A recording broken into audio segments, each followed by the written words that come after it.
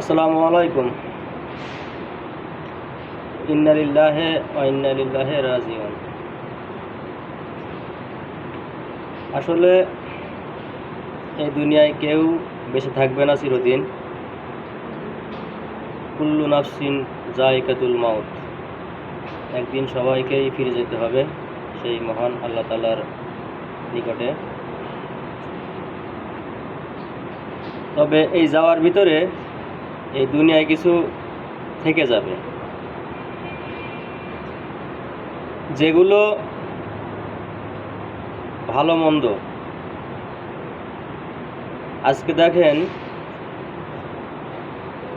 বেগম খালেদা জিয়া মারা গেছেন, তার শোকে সবাই শোকাহত এবং দুঃখ প্রকাশ করতেছে।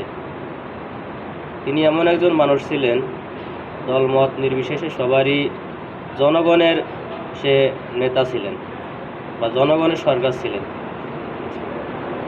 পাশাপাশি আর একজন মানুষ ছিলেন শেখ হাসিনা। তিনিও জনগণের সরকার ছিলেন, কিন্তু তিনি জনগণের সরকার ছিলেন ঠিকই, কিন্তু তার দলীয় প্রভাব আধিপত্য বিস্তার করেছেন এবং সবাইকে কোলঠাসা করেছেন। তো দুইজনের ভিতরে কত পার্থক্য!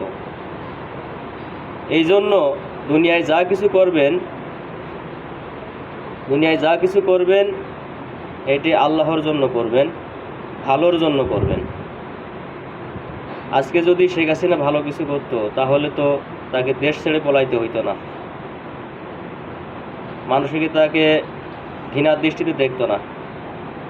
তো যারাই সামনে আসবেন, ইনশাল্লাহ সবাই ভালো কাজ করেন। আসলে ক্ষমতা কারো চিরস্থায়ী না, ক্ষমতা আসলে ক্ষণিকের, 2 বছর, 4 বছর, 5 বছর। তো ক্ষমতার দম্ভ কোনো সময় ভালো কিছু কল্যাণ বয়ে আনে না। ফেরাউনেরও ক্ষমতা ছিল, ক্ষমতার দম্ভ দেখায়েছে, এক সময় সে নিঃশেষ হয়ে গিয়েছে।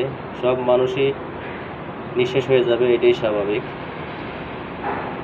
তো দোয়া করি আপনারা যারা নেতা পর্যায়ে রাজনীতি করতেছেন, সবাই ভালো কাজ করেন, ভালো কাজ করার প্রতিশ্রুতি ব্যক্ত করেন এবং সমাজে কিছু দেওয়ার চেষ্টা করেন। আসসালামু আলাইকুম রহমতুল্লাহ বারাকাতুহু।